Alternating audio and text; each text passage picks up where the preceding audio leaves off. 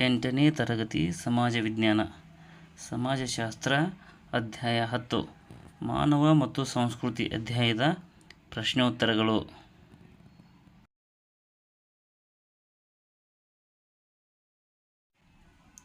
ಖಾಲಿ ಬಿಟ್ಟಿರುವ ಜಾಗಗಳನ್ನು ಸೂಕ್ತ ಪದಗಳಿಂದ ತುಂಬಿರಿ.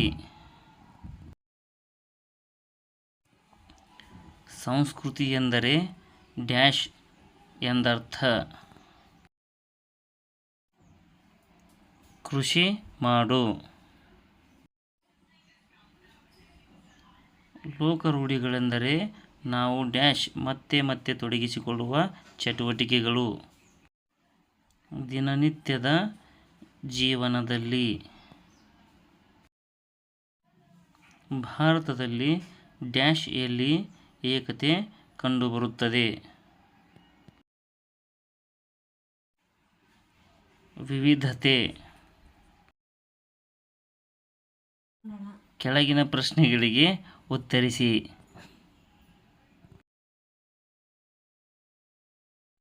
ಕಲ್ಚರ್ ಎಂಬ ಪದವು ಯಾವ ಪದದಿಂದ ಬಂದಿದೆ? ಕಲ್ಚರ್ ಎಂಬ ಪದವು ಲ್ಯಾಟಿನ್ ಭಾಷೆಯ ಕೋಲೆರೆ ಎಂಬ ಪದದಿಂದ ಬಂದಿದೆ. ಸಂಸ್ಕೃತಿ ಎಂದರೇನು?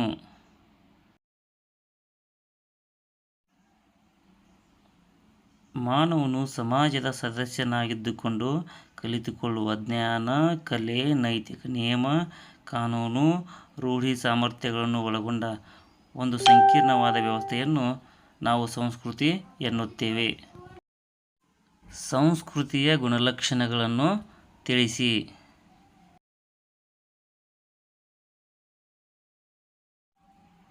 ಸಂಸ್ಕೃತಿಯು ಆಯಾ ಸಮಾಜದ ಭೌಗೋಳಿಕ ರಚನೆ, ಪರಂಪರೆ, ಅಗತ್ಯಗಳು ಮುಂತಾದವುಗಳನ್ನು ಅವಲಂಬಿಸಿ ರೂಪುಗೊಂಡಿರುತ್ತದೆ. ಒಂದು ಸಮಾಜದ ಸಂಸ್ಕೃತಿಯು ಮತ್ತೊಂದು ಸಮಾಜದ ಸಂಸ್ಕೃತಿಗಿಂತ ಭಿನ್ನವಾಗಿರುತ್ತದೆ. ಸಂಸ್ಕೃತಿಯು ಒಂದು ಪೀಳಿಗೆಯಿಂದ ಮತ್ತೊಂದು ಪೀಳಿಗೆಗೆ ವರ್ಗಾವಣೆಯಾಗುತ್ತದೆ. ಸಂಸ್ಕೃತಿಯು ನಿರಂತರವಾಗಿ ಬದಲಾವಣೆಗೆ ಒಳಪಡುತ್ತಿರುತ್ತದೆ.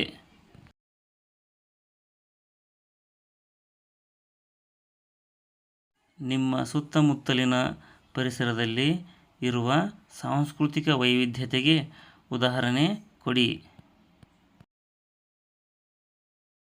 ನಾವು ಕರ್ನಾಟಕದ ರಾಜಧಾನಿ ಬೆಂಗಳೂರಿನ ಸುಪ್ರಸಿದ್ಧವಾದ ರಸ್ತೆಯೊಂದರಲ್ಲಿ ನಡೆದು ಹೋಗುತ್ತಿದ್ದೇವೆ ಎಂದು ಭಾವಿಸೋಣ. ಆಗ ನಮ್ಮ ಕಣ್ಣಿಗೆ ವಿವಿಧ ರೀತಿಯ ಉಡುಪುಗಳನ್ನುಟ್ಟ ಜನರು ಕಣ್ಣಿಗೆ ಬೀಳುತ್ತಾರೆ. ವಿವಿಧ ಜನಾಂಗದವರು ಕಾಣಿಸಿಕೊಳ್ಳುತ್ತಾರೆ. ವಿವಿಧ ಭಾಷೆಯಲ್ಲಿ ಜನರು ಸಂಭಾಷಿಸುವುದು ಕಂಡುಬರುತ್ತದೆ.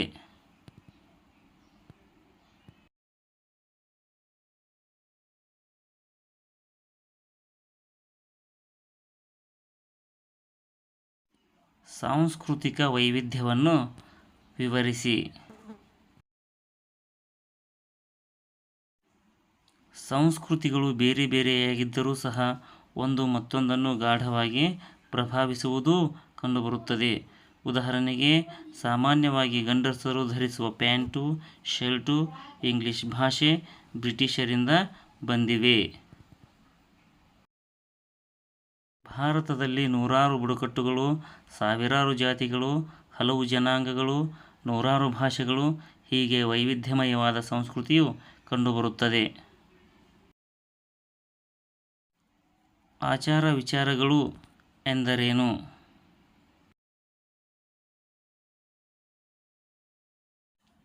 ಸಂಸ್ಕೃತಿಯ ಅಂಶಗಳಾದ ನಂಬಿಕೆಗಳು, ಮೌಲ್ಯಗಳು, ನಿಯಮಗಳು, ಲೋಕರೂಢಿಗಳು ಮತ್ತು ನೈತಿಕ ಅಂಶಗಳನ್ನು ಸರಳವಾಗಿ ಆಚಾರ ವಿಚಾರಗಳು ಎನ್ನುವರು. ಆಚಾರ ವಿಚಾರಗಳಿಗೆ ಉದಾಹರಣೆ ಕೊಡಿ.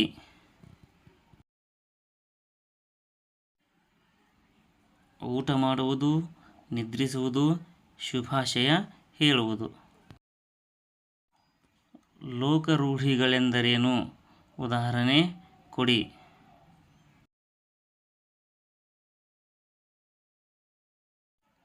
ನಾವು ದಿನನಿತ್ಯದ ಜೀವನದಲ್ಲಿ ಮತ್ತೆ ಮತ್ತೆ ತೊಡಗುವ ಚಟುವಟಿಕೆಗಳನ್ನು ಲೋಕರೂಢಿಗಳು ಎನ್ನುವರು. ಉದಾಹರಣೆಗೆ ಊಟ ಮಾಡುವುದು, ನಿದ್ರಿಸುವುದು, ಶುಭಾಶಯ ಹೇಳುವುದು.